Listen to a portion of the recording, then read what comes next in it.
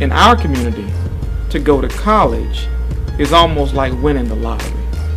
To be able to go to church and tell pastor or stand up and tell everybody, my baby's going to college, my baby got a scholarship. It's the next best thing to dying and going to heaven, right? So going to college was a rite of passage in my community. Only a few of us made it out of high school, let alone made it to college. So going to college was in some sense something we did that allowed us to show that we had made it. I think a lot of students go to college because their parents want them to, or because they want to get the whole Greek experience, or they want to come to college. A lot of ambitious students come to college because they want to have a better career. My mom always said when you graduate you have 3 choices. That's to go to the military, get a job, or go to school, but you can't stay here. So I mean, I didn't want to go to the military because I'm too much of a baby, so I just wanted to go to school, but it's like they never gave me a choice. I always knew I was coming to school. I mean, coming to college really wasn't an option for me. I grew up in a household where, like, my parents, education was very, strict.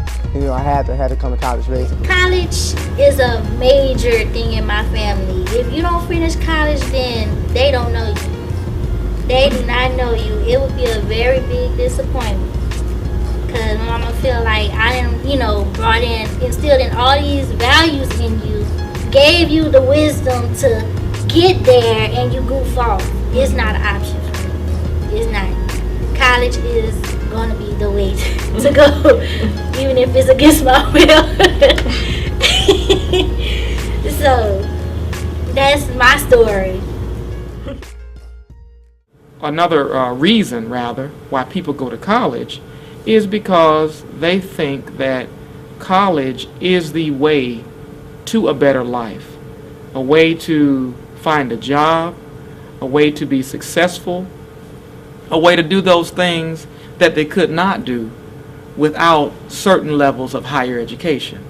So in one sense, college is both a rite of passage as well as a way to live the life you've always wanted to live. I think most people in this country go to college because, everybody talk about, that's the thing you're supposed to do, I think it's more like these days that, people just just go to college and get a job, as opposed to back in the day where they say go to college, get a job, come back to your community to uplift your community. I think the purposes are a lot different, but like I said, that for, right now it's just basically to get a job. Well, I believe in general that people go to college to have a better lifestyle. I mean, the media portrays the role of if you don't do this, you won't have that. So for me, I go to college I need a better lifestyle, I want better income, I need stability. I want to be able to take care of myself, my family, my household. That's why I'm in college. With me, I had a couple little bit of jobs, nothing serious, but then I had this job while I was working on this house in the country. And judging from doing that kind of labor and then seeing my daddy, he's a post officer, him getting up and having to go to work, rain, sleet, or snow, and then having to deal with bosses and supervisors, I made it up in my mind that I want to go to school and be my own boss. I think that it should be a lot more of emphasis on people trying to learn entrepreneurship, be their own boss instead of constantly working for other people. So that's why I went to college. The most important of education to me is to be accepted. If the next person know more than me, they're gonna look down on me. It's how I feel.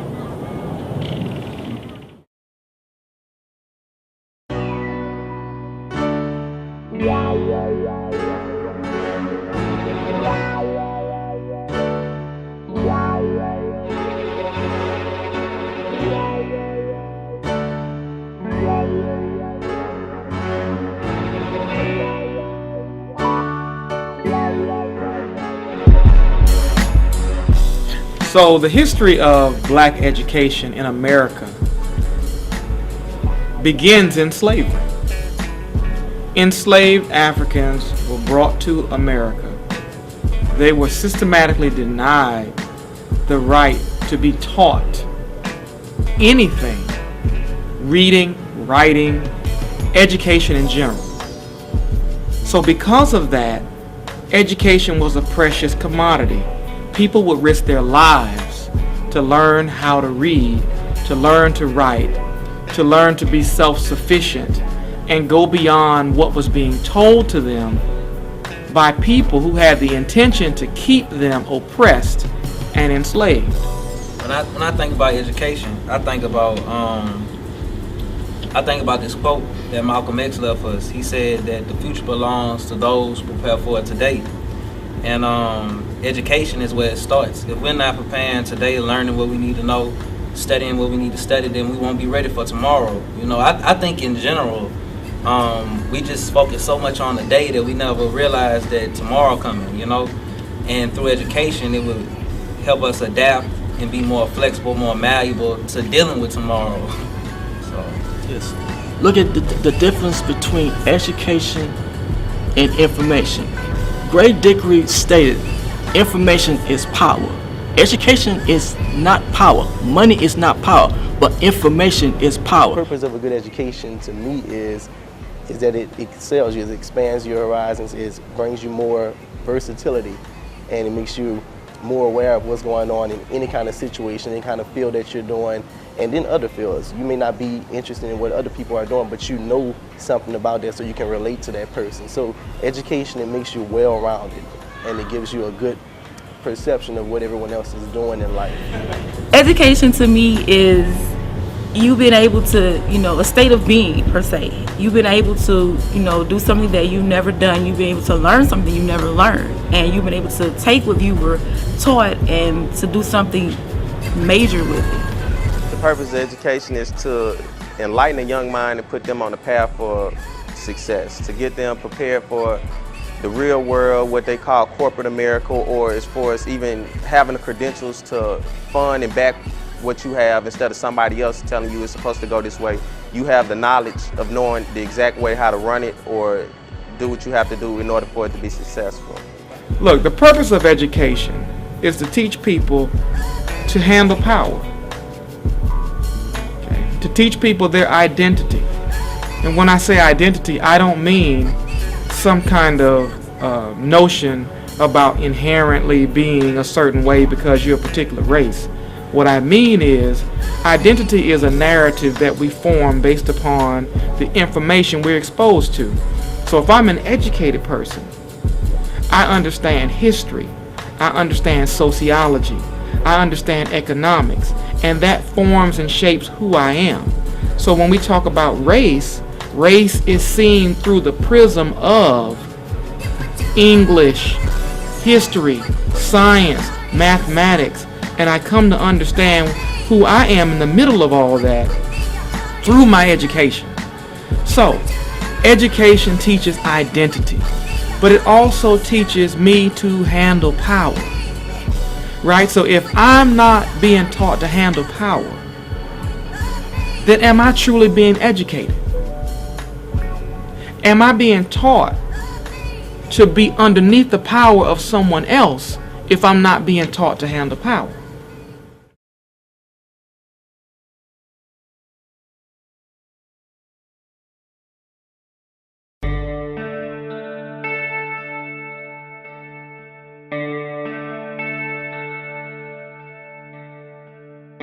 This business about people going to college for jobs and going to college to get a job so they can make money. But here's the funny thing.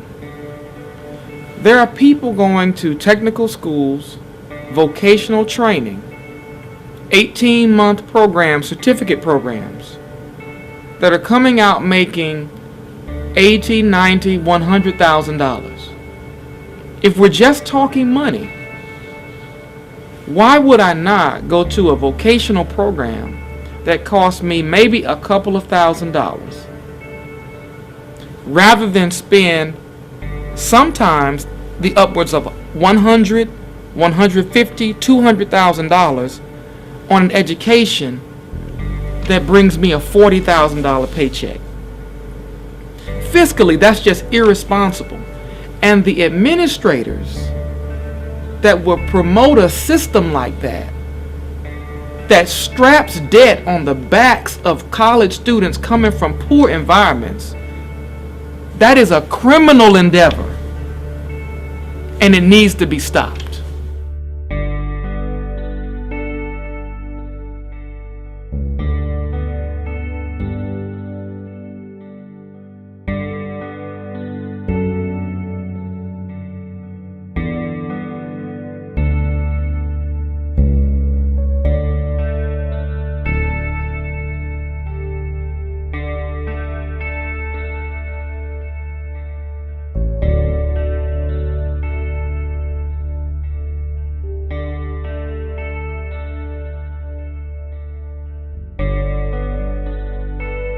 Students at that age shouldn't be allowed to have that much money. I mean, borrow that much money without understanding the impact it's going to have on you when you get out. You know, I mean, fully understanding. You know, it's one thing to say, okay, you're going to have to pay this amount back, but that's like 10 years down the road, so they really don't care, you know. But, I mean, I think, like I said, I think Salem is the biggest legal pimp in America, just to be honest. And I think that it keeps us in debt. Keeps a lot of us, you know, so-called educated people in debt.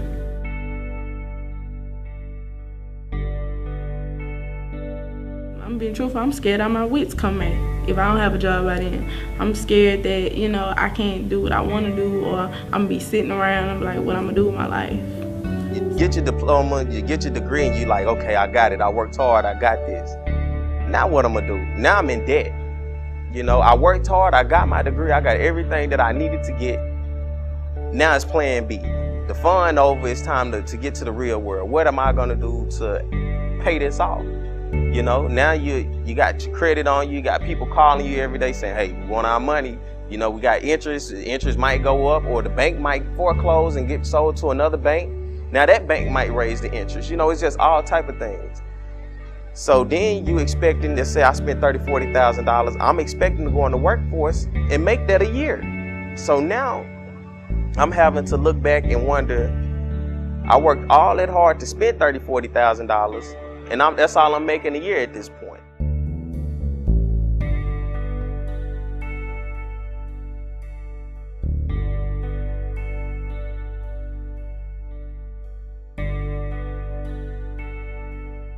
Getting a job is very hard. You know, I've applied at several different stations, and I did mention that, you know, networking is important, and I wish I would have done more networking in school as opposed to me being out of school. But it's still good that I still network every chance that I get. I've interned at several stations, local stations, as well as local, you know, newspapers as well. So I've done a lot of work, and interning, you learn a lot. And I learned at a specific internship that it's not so much as what you know, it's who you know. Like I said, I'm on my sophomore year. I'm always searching for internships. I'm always searching for how I can get more involved in, you know, public relations now, so I can be secure by the time it comes. And it does make me uneasy sometimes, but I just have to continue having faith in my dream and, you know, what I could do, what's my potential. And I feel like I would be great at what I want to do. So it's uneasy sometimes, but, you know, I feel like I'm on my second year. If I keep pushing, by the time my senior year comes, I should have something set for me. Okay, let's say, for example, you're standing in a line applying for a job, but you notice that this line is 1,000 people long. There are only 10 jobs, and chances are you're not going to get one of them because you're too far back in the line.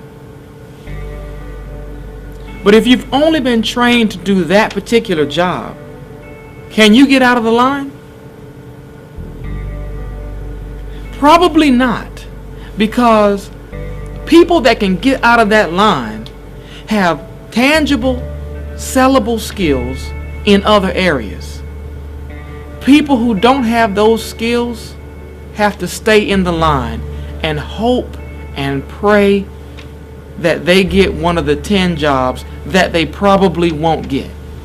You're not guaranteed jobs. That's why you need to make the job. You need to take it a step further, find your way, you know, first figure out the system, you know what I'm saying, and look for the shortcut, you know?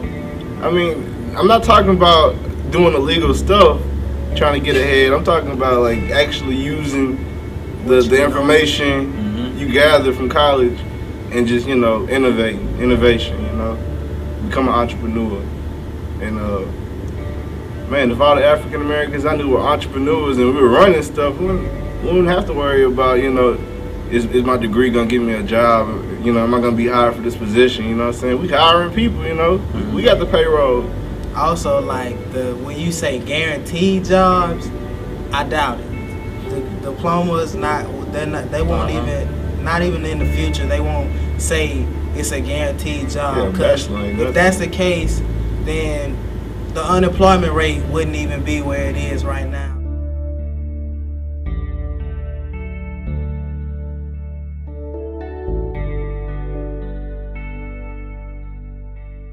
It's a misnomer to think that a person cannot be an intellectual as well as an entrepreneur. We're taught to think that it has to be one or the other. But in reality, if one is not in business, one is an employee and vulnerable to the market system.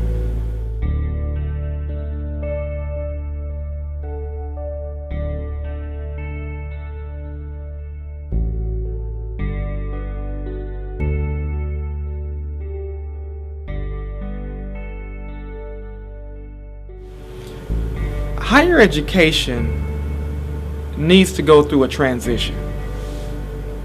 It is modeled off the same paradigm that's been in place for the last 100 years. So you're seeing new things like distance learning, online courses, but people have gotten away from the kind of skill acquisition that was practiced in the past. Now, particularly in the black context, people associated skills with slavery. Menial labor, things you do with your hands, was seen as slave work. So people opted for liberal arts educations because they saw the life of the mind as an escape from slave labor. But what they failed to realize is in the market economy, if you cannot produce anything, you cannot earn not only a living, but earn wealth. So what was needed is a marriage between liberal arts and industrial arts, which is what I'm calling one of the Booker principles. Booker T. Washington, the founder of Tuskegee University, had these principles instilled in him at Hampton University, where he was a student. He brought these to bear when he was asked to be president of Tuskegee University, and as such, he built an institution that was founded upon teaching people both intellectual as well as industrial skills so that they could not only work as an employee in someone's corporation, but they could also work for themselves because they had a tangible skill that translated to self-sufficiency. College and what you're going to do on your job is kind of disconnected. You know, because when I came here, we took method courses and all those type of things. Then I went into my profession, and none of those things worked on the job anymore. You know, it's like y'all teaching in 1980, then 2000. So you had to kind of learn on the job, you know, on the job learning. So I think that the college needs to kind of connect with some of these job sites and get, you know, more up to date on what they're doing, because you're sending people out there incompetent, you know, and it's look bad on your school because it look like you're not teaching them anything, you know. You know, you got to go through 2 years of learning stuff that y'all think that we need to know, and that's fine. You know, that's fine. But are we using it? Hell no, we're not. So that's how I feel about that. Eliminate that. Why are we taking it? I mean, sociology, yes. Psychology, yes. Philosophy, yes. I don't want to learn about no history. We learned all that in high school. Why are we doing this again? I grew up in Jacksonville, Florida, to a single mom, and I grew up between 2 housing projects. So my community was working poor, lower class community, but still the community as a whole valued young children, there weren't many possibilities. A lot of kids dropped out of school, but I managed, through the help of some coaches, some very caring teachers, to finish high school and receive a scholarship to Florida A&M University. Well, during my second year at FAMU, my mom had a stroke. So while I was going to school for engineering and later mathematics, I ended up bringing my mother and my sister down to Tallahassee with me while I completed my education. So here I was, a 19-year-old college student, responsible for the care of my mother and my 12-year-old sister while trying to complete my undergraduate degree. So I would leave my home at 8 a.m. and return at 8 p.m. because I was not only taking classes, but I was also tutoring and working to bring food home as well as good grades. Won a fellowship to Purdue University to study philosophy. My mother and my sister came along with me, and I cared for my mother while I was a graduate student and my sister was growing up. So needless to say, for me, education was my way out, but I understood that I didn't have a lot of time to figure things out or play around because this wasn't a game.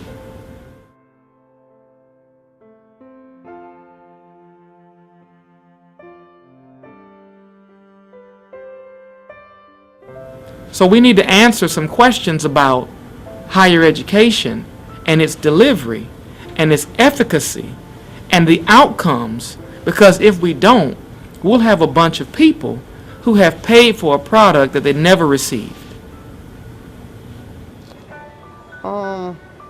Unity. I really think that the community needs more unity. You know, as you can see now, there's a lot of separation of the black community. You know, people being more, you know, separated and stuff. I think they need to come together and stuff, and like, because there's a lot of stuff that needs to be done in the community, and none of it's gonna happen if it's not unified. So, unity, I think, is a big part.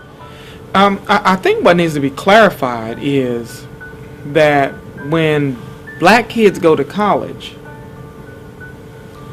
there is a responsibility to the community that enabled them to go to college that's not being emphasized in their educational environment. So what we have is a plucking of the best and the brightest, what Du Bois called the talented 10. And they're being socialized in such a way that they are so cosmopolitan that they forget where they came from and think that's okay to do. So then they go and situate themselves in vanilla suburbs and forget about their birth communities. They forget about Maman, and they forget about Rev and the people who spoke into their lives and enabled them to get to college and higher education. Because the community of their education does not value the communities of their origin. Right? So there's an issue of the lack of social consciousness in today's education of black students. It's not only okay to love black people, but it's right, because black folks have to love each other. If they don't, who will love black people? I think the biggest need, the biggest need in the black community is black people who understand the situation to create their own schools, you know, and to produce like-minded people. Goes back to what I said at the beginning. Education is supposed to teach you how to better your community and the people around you. If you're not being taught that, then you're being miseducated, and you're being taught to be a harder worker for another demographic of people who have nothing to do with your community. As far as what we need, I see. Well, it was going as far as the technical schools, because if you go to technical school, you being taught out the gate how to deal with stuff in your community. You don't have to go call up such and such to come fix your toilet because you fixing it, or you have the means in which to try and fix it. I think right now, overall, in this juncture in history in America, as far as us, it would behoove us to try and like get a trade, go to technical school and things like that, because they supposedly don't have jobs, you know, with a 4-year degree, or you know, with the majors that we have. So as far as like right now, I'm saying, like I said, and I think we all said it, we trying to get to the point where we start owning our own things, you know, because so many people exploit us and want us to be harder workers for them, but don't want us to own nothing. So at the end of the day, we can't be just satisfied. My point is, we just can't be satisfied with a trade or technical school. But right now, we gotta do what we gotta do. We gotta crawl before we can walk.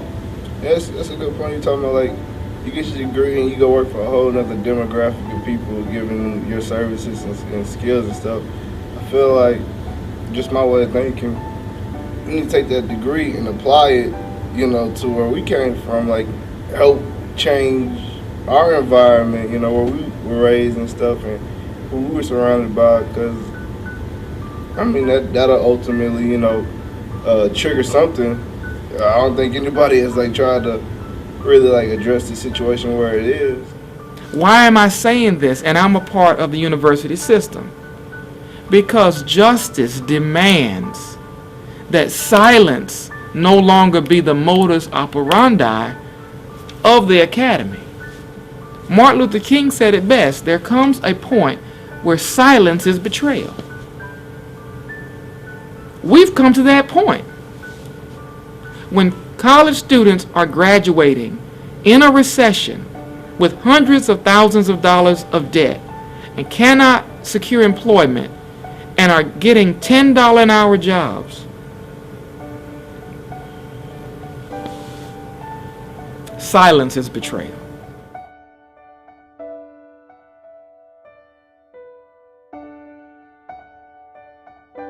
They don't teach enough hands-on. Now they need more hands-on with certain majors, because you have to know how to do it. I mean, everything is not, I mean, yeah, it's critical thinking involved, but what if you got to take it up a notch? So that means they got to step out of you and go hire somebody else when you sure already know how to do it. I mean, it, like I said, it makes you better at what you do by knowing how to be more diverse with different things, and that hands-on matters.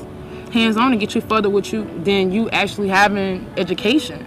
They'll hire a person that's hands-on, that know how to do the job, before they hire somebody with education, because they know it's going to get done right. And I think that's what we're lacking, is the hands-on. I think it's time to make universities give us an accounting of why they get to charge us whatever they say their education is worth, and what counts as a profitable education. If you don't want to measure it in dollars and cents, let's measure it in the ability to do. The ability to do is power. Let's measure it in the power that the graduates wield. If there is no power, the value is suspect.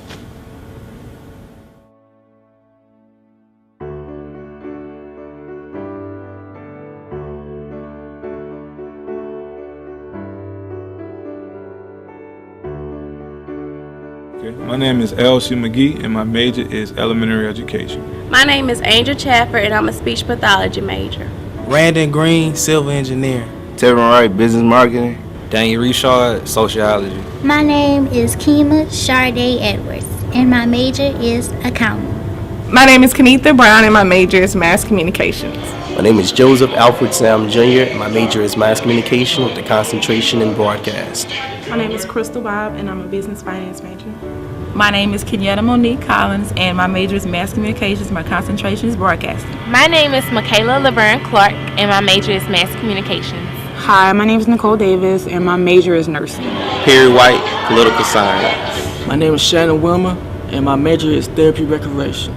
My name is Kenneth Davis, and my major is history.